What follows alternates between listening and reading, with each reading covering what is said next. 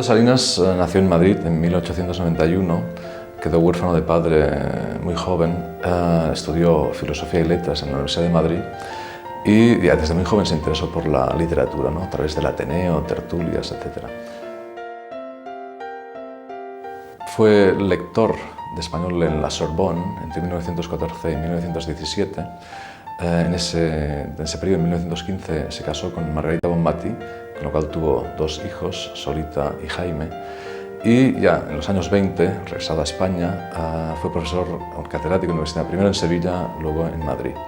Con la República fue nombrado secretario general de la Universidad Internacional en Santander, el precedente de la actual Universidad Menéndez y Pelayo.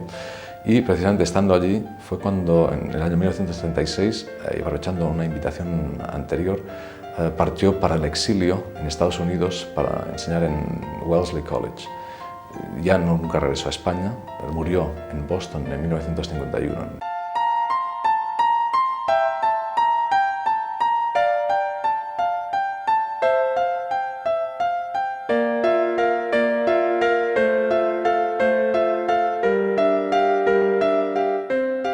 Hacía 15 años que había llegado a Estados Unidos, había optado, como tantos otros intelectuales españoles, por la opción del exilio y pues se encontraba con un doble problema, a diferencia de otros exiliados que habían ido a países de habla hispana, y es que le faltaba su público y evidentemente no tenía un público en inglés, ¿no?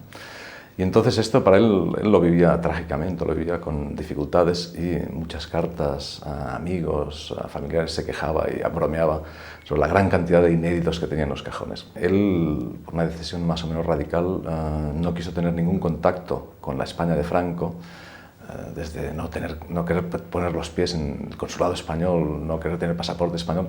También eso implicó no querer tener contactos con el mundo cultural dentro de la España de Franco, ¿no?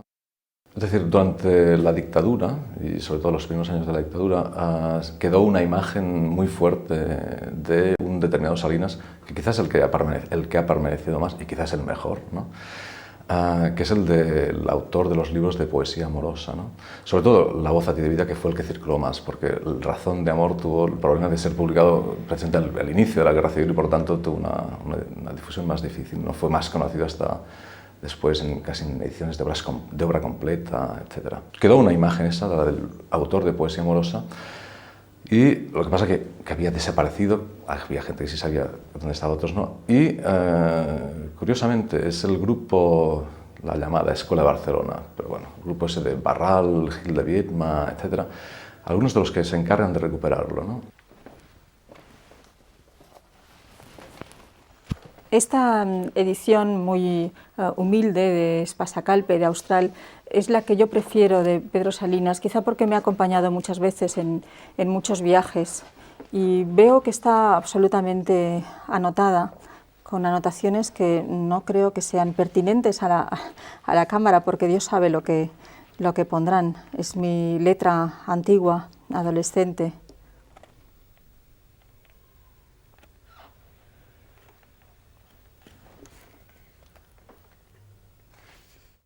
Bueno, no es que tenga muchos libros antiguos, no soy demasiado mitómano.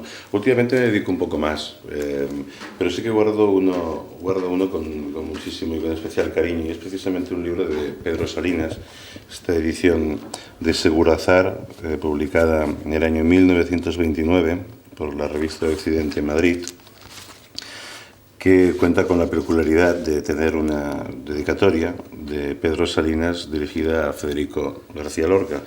Federico, gran poeta y amigo, con un abrazo, 15 de enero de 1929. Si tengo el libro y todavía lo conservo, es porque la historia de donde apareció todavía me gusta más. Es decir, yo voy a tener 22, 23 años aproximadamente y entonces pues me enamoré de una mujer, y esta mujer alquiló un estudio en la calle de Barcelona, del barrio viejo de Barcelona. En ese estudio pues había un baúl y encontró este libro que luego pues me regaló y me sobornó para toda la vida. Me puse en la cola, entré en un gran almacén con estanterías muy altas, empecé a moverme por ahí y encontré, para mi sorpresa, este libro un ejemplar de la edición en inglés de La realidad y el poeta en la poesía española de Pedro Salinas, un libro publicado el año 40 en Baltimore. Para mi sorpresa, cuando pasé la primera página, lo que vi fue que el libro, aparte de ser un ejemplar interesante, curioso, estaba dedicado por Pedro Salinas en recuerdo de la escuela de verano de Duke University en el año 48. Yo sabía, y entonces supe mejor y me dediqué a buscar los volúmenes de la correspondencia, que Salinas había estado dando unos cursos. No fue especialmente feliz ahí, tenía la sensación que hacía demasiado calor y que el campus estaba lleno de cascos de Coca-Cola, que era una cosa que él encontraba abominable desde un punto de vista estético y quizá algo más que estético. Pero en cualquier caso, para mí fue algo muy bonito tener la sensación de que paseaba por el mismo campus, que tenía en las manos el mismo libro que él había dedicado a la misma universidad donde estábamos. Toda hacia atrás la vida se va quitando siglos frenética de encima. Desteje, galopando su curso lento antes, se desvive de ansia, de borrarse la historia, de no ser más que el puro anhelo de empezarse otra vez. El futuro se llama ayer, ayer, oculto, secretísimo, que se nos olvidó y que hay que reconquistar con la sangre y el alma detrás de aquellos otros ayeres conocidos. Para mí, Pedro Salinas, la poesía de Pedro Salinas, es un buen ejemplo, es un grandísimo ejemplo de que contra el ruido vanguardista, contra el sonsonete popularista o populachero, podríamos decir, y contra la retórica simbolista o post-simbolista, la nitidez, sobre todo la nitidez, es un camino. La figura intelectual de Pedro Salinas, precisamente como intelectual de la República, yo creo que es muy sugerente y muy amplia porque abarca un abanico muy diverso. Es un poeta, es un filólogo, es un profesor, es un traductor y además como filólogo y como escritor yo creo que nos da muy a menudo una revisión de la literatura del pasado, de los clásicos. A mí me gusta mucho ver cómo interpreta a ciertos poetas y cómo nos da pautas todavía vigentes para su interpretación. Y además de eso es un gestor cultural, es decir, se interesa para que la gente pueda llegar pues, incluso a la universidad, a la creación de la Universidad de Verano de Santander y para proyectar también a nuestros poetas, a nuestros clásicos al extranjero. Los ensayos o sus escritos que aparecen en El Defensor, por ejemplo, yo creo que hoy son muy válidos porque él ya vive el Boston, el Nueva York, ¿no? la América de la gran ciudad, de la polis, en los años 37, 38 al 40, que es un poco lo que estaríamos viviendo hoy aquí y ahora, ¿no? Es decir, sus quejas sobre el materialismo desaforado, sobre el capitalismo avanzadísimo, sobre, por ejemplo, pues, las grandes áreas comerciales, o por qué la gente deja de escribir, en fin, o los peligros contra la ecología, ¿no? Etcétera, eran peligros que aquí aparecen o que somos conscientes de ellos a partir del año 80 aproximadamente, y sin embargo, esto está escrito ya por Pedro Salinas en el año 40, 41, 42.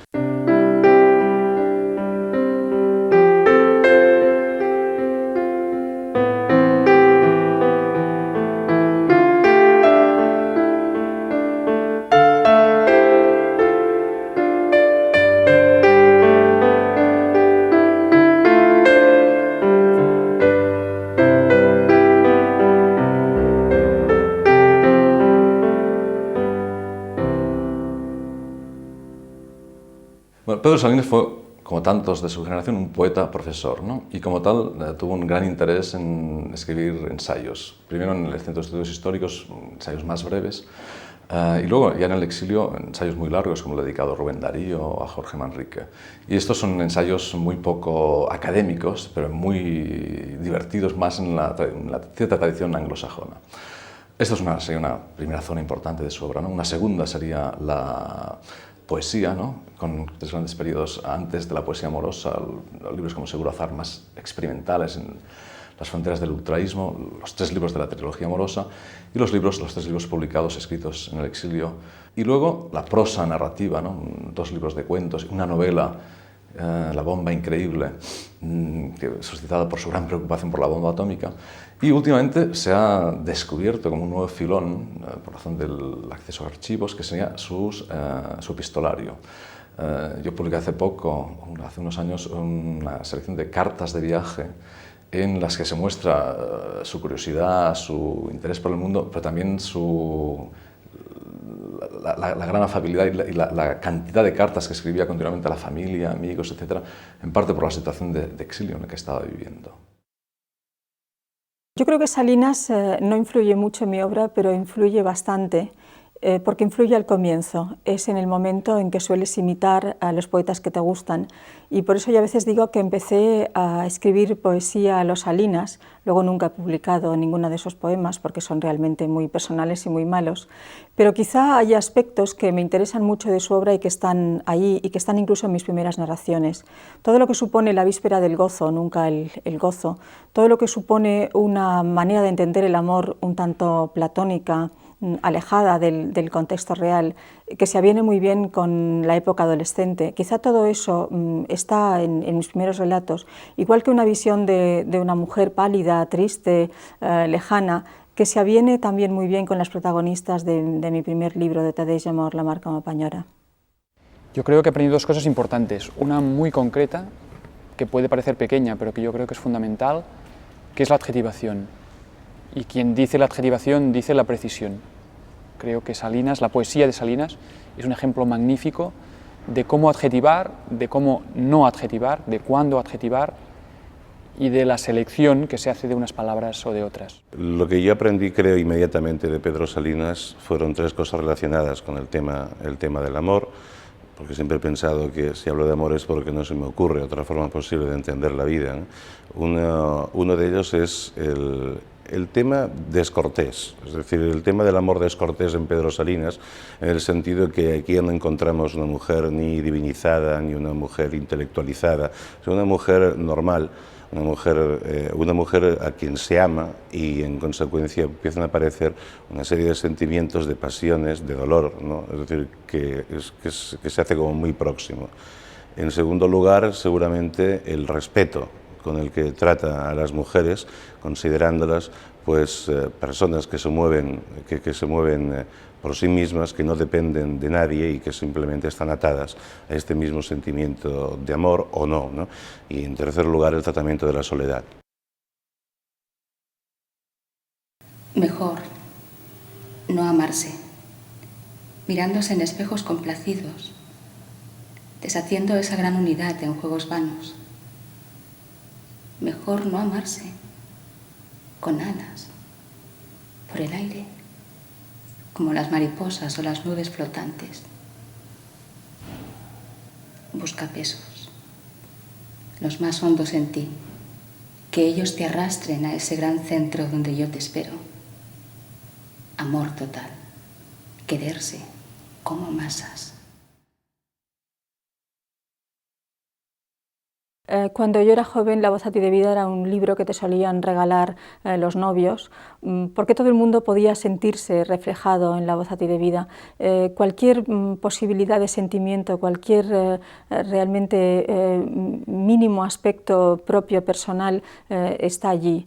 Y por tanto yo creo que es un libro que se adapta perfectamente a cada noviazgo, a cada sentimiento amoroso. De pequeño yo era capaz de coger poemas de Salinas, cambiaba algunas palabras, algunos nombres, etcétera, y se lo leía a ciertas señoritas, a ver si que quedaban obviamente encantadas, ¿no?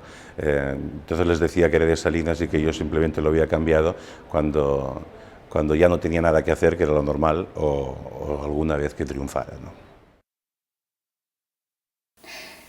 Pero para querer hay que embarcarse en todos los proyectos que pasan sin preguntarles nada. Llenos de fe en la equivocación de ayer, de hoy, de mañana, que no puede faltar. De alegría purísima de no atinar, de hallarnos en umbrales, en bordes trémulos de victoria, sin ganas de ganar. Con el júbilo único de ir viviendo una vida inocente entre errores, que no quiere más que ser, querer, quererse. En la gran altitud de un amor que vaya queriéndose tan desprendidamente de aquello que no es ser, que va ya por encima de triunfos o derrotas, embriagado en la pura gloria de su acertar. La lírica amorosa es utilizada, de hecho, como metáfora, y creo que esa podríamos decir que es otra de sus grandes lecciones. Cuando Salinas habla de la amada, cuando habla de los pronombres, cuando dice que quiere estar con ella y que estando en ella está en él, está evidentemente hablando del amor, está evidentemente haciendo poesía lírica, lírica amorosa, pero de hecho, como ha ocurrido en la historia, en la tradición literaria occidental, en buena parte de esta tradición literaria, está hablando de otras cosas, está utilizando la lírica amorosa como gran metáfora del ser en el mundo. Está utilizando el amor para hablar de permanencia, para hablar de fertilidad, para hablar de continuidad, para hablar de identidad. En consecuencia, hablar del amor es siempre hablar de un tema nuevo, y en este sentido leer a Salinas es siempre enriquecedor, porque él ve este tema de una manera sorprendente y muy libre, y con todos los problemas que puede comportar pues, el amor apasionado, que nunca pierde de vista. Cuando yo era estudiante, y de eso hace muchísimos años, se tendía a explicar a Salinas en la universidad como un poeta que había escrito La voz a ti de vida sin pensar en ninguna amada concreta, o quizá dedicando los poemas a su esposa. Si alguien lee, y yo he leído después muchas veces a Salinas para poderlo explicar, La voz a ti de vida, se da cuenta de que hay una amada concreta, que además hay una amada que está lejos, porque media entre los dos un océano, y que eso da una entidad a los poemas absolutamente distinta. Por eso, aunque no hay que confundir nunca al poeta con el sujeto poético, me parece muy interesante que cada persona haga una lectura directa sin pensar demasiado en la pauta que da la crítica.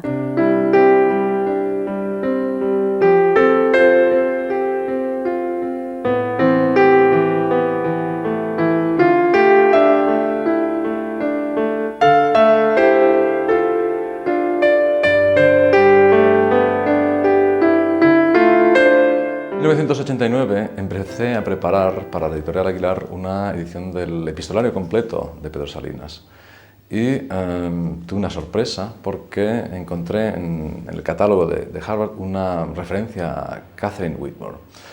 Pedí en la biblioteca ver esos papeles, esos legajos, y me llegó una nota en la que se leía que hasta el cabo de 10 años ese material no se podía consultar. Por lo tanto, lo que hice fue esperar 10 años, y en el verano de 1999 fui a esa misma biblioteca y empecé a leer esos materiales, y realmente pude comprobar y pude confirmar que esa sospecha que había circulado durante tanto tiempo, que Katharine Whitmore era la inspiradora de La voz a ti de vida, pues era así, ¿no? Katharine Whitmore era una profesora de español de Smith College que vino a España en el verano de 1932 a tomar algunos de los cursos que se ofrecían en la residencia de estudiantes, y de los cuales Pedro Salinas era profesor, ¿no? Y fue en ese curso, en ese verano, cuando se conocieron, y al parecer hubo un flechazo, una relación, bueno, de amistad al principio, y más tarde amorosa, muy intensa. Tanto que, bueno, cuando se separaron, empezaron una relación epistolar de carta diaria. Esa relación siguió con intensidad hasta el inicio de la Guerra Civil, con el conflicto bélico, las cosas, el traslado de la familia Salinas en 1967 a Estados Unidos. Ella decide terminar esa relación, y por otra parte se casó con un profesor de su universidad, y eso también influyó en que se cortara la relación, ¿no? Y esto es una colección importante porque, por una parte, se relaciona directamente con la redacción del ciclo de poesía amorosa, ¿no?, el que se inicia con La voz a ti de vida. De tanto y tanto viaje, nunca esperes que te traiga más mundos, más primaveras que esas que tú defiendes contra mí. El ir y venir a los siglos, a las minas, a los sueños, es inútil. De ti salgo siempre, siempre. Tengo que volver a ti. Bien, estas cartas son muy importantes, muy interesantes, porque explican un poco el funcionamiento del libro, la redacción del libro, y además contienen, fueron acompañadas, el legado fue acompañado por un largo texto de la propia Catherine Whitmore, en el cual explica la relación de una cronología de lo que sucedió, e incluso introduce un comentario gracioso, y es en el que dice que, bien, ella tuvo una relación amorosa con Pedro Salinas, pero que ella no es la amada de la que se habla en La voz de vida, porque es una persona que no es ella, ¿no? Que es demasiado perfecta, demasiado buena, y que ella no coincide con esa, ¿no? Y es curioso porque eso es también algunas de las opiniones de algunos de los críticos que habían tenido sobre el libro, diciendo que era una amada irreal, una amada inexistente, ¿no?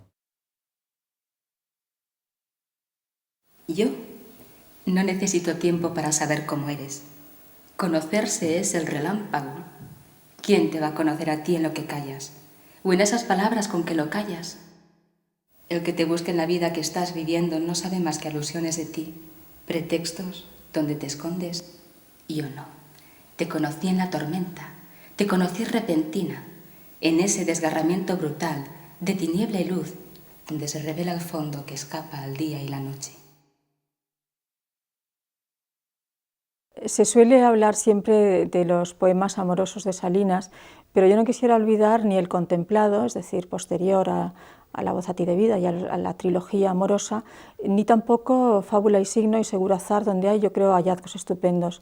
Y tampoco quisiera olvidar al Salinas prosista. Yo creo que es un autor de unos relatos realmente muy bien hechos y de una prosa francamente estupenda. No sé si aprendió en Proust a desmenuzar las sensaciones, pero lo aprendiera en Proust o donde quisiera que fuera. A mí me interesan mucho sus prosas también. Me parece que es un muy gran escritor. Me parece que en el contexto de un grupo excepcional, la poesía de Salinas destaca, y eso significa que es una poesía con identidad. Es una poesía distinta a lo que se hace, a lo que se había hecho hasta entonces y a lo que se ha hecho posteriormente, y a la vez con suficiente fuerza para 50 años después, 70 años después, continuar hablando con luz propia, digamos, con voz propia a alguien, y a la vez continuar pareciendo contemporánea. Pedro Salinas tiene una vigencia, evidentemente como tantas obras de autores, queda marcada por el paso del tiempo, pero tiene una vigencia por lo menos en dos áreas significativas. Una, evidentemente, en la poesía y sus poemas amorosos, y especialmente los de La voz a ti de vida, porque funcionan todavía como poema de amor que pueden ser leídos y dicen cosas a hombres y mujeres enamorados en el siglo XXI. Y por otra parte, creo que también sus ensayos, ¿no? Especialmente, creo, la serie del Defensor. Los otros más académicos han quedado superados, pero sobre todo la serie del Defensor tiene todavía, por los giros de humor o por las reflexiones que apunta, sobre todo los dedicados a la epistolaridad, a la carta misiva, que pueden ser trasladados y pueden ser aprovechados por todos los usuarios del email, ¿no? Porque hay una reflexión sobre qué significa escribir una carta, qué significa recibir una carta, una serie de reflexiones muy prácticas, muy agudas, que creo que todavía pueden sernos útiles para los usuarios del correo electrónico en el siglo XXI. Leer Salinas yo considero que es fundamental para que te apoye, porque yo creo que la poesía de Salinas es además terapéutica. Es una poesía terapéutica, y yo creo que muchos poemas son terapéuticos. Lo que ocurre es que a veces te tomas el poema que no toca y entonces pues sufres, es peor el remedio que la enfermedad, ¿no? Pero en este caso Salinas es casi una medicina segura, ¿no? Tomar Salinas es como el bálsamo de Fierabras, ¿no? Como el bálsamo de Fierabras todo lo cura, y a mí me suele ir muy bien.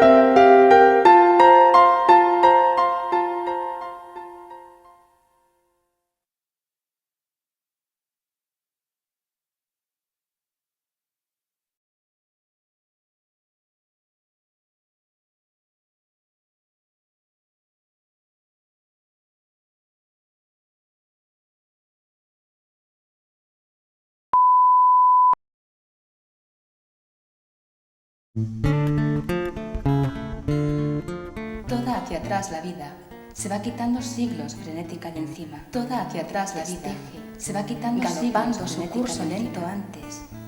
Se desvive de ansia, galopando de borrarse la historia, de no ser más que el puro anhelo de empezarse otra vez. De borrarse la historia, de no ser más que el puro anhelo de empezarse otra vez. Ayer, el futuro se llama secretísimo, que se nos olvidó y que hay que reconquistar con la sangre. Secretísimo, que se nos olvidó y que hay que reconquistar con la sangre y el alma, detrás de aquellos otros ayeres conocidos. Mejor no amarse, mirándose en espejos complacidos, no amarse, deshaciendo esa gran mirándose en espejos complacidos, deshaciendo esa gran unidad en juegos vanos, con alas. Mejor no amarse, como las mariposas o las nubes flotantes por el aire, como las mariposas o las nubes flotantes, los más hondos en ti, busca que ellos te arrastren a ese gran centro más hondos en ti. Que ellos te arrastren a ese gran centro donde querer espero, como masas, amor de verdad, quererse como masas. Pero para querer hay que embarcarse en todos los proyectos y lo pasan sin preguntarles nada.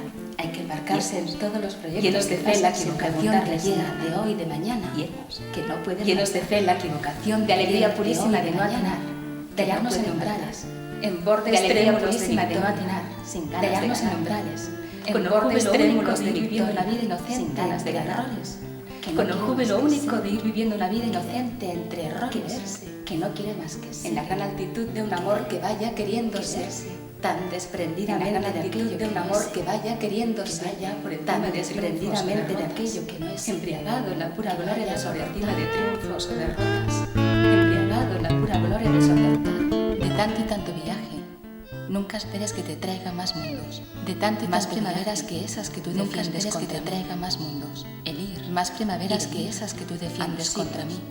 A las minas, el ir, a los sueños, a los siglos, a las minas. De ti salgo siempre, a los sueños, siempre es inútil. Tengo que volver a ti. De ti salgo siempre, siempre tengo que volver a ti. Yo no necesito tiempo para saber cómo eres. Conocerse es el regalo. No necesito tiempo para saber quién te va a conocer a ti en lo que conocerse es el o en esas palabras con que lo callas. ¿Quién te va a conocer a ti en lo que te busque en la vida que estás viviendo? O en esas palabras con que lo callas. Ilusiones de ti. Pero el que te busque en la vida que estás viviendo no sabe más que ilusiones de ti. Te conocí en la tormenta, donde te conocí repentina. Yo no. En ese desgarramiento brutal. Te conocí repentina, donde se revela en ese desgarramiento brutal. De ti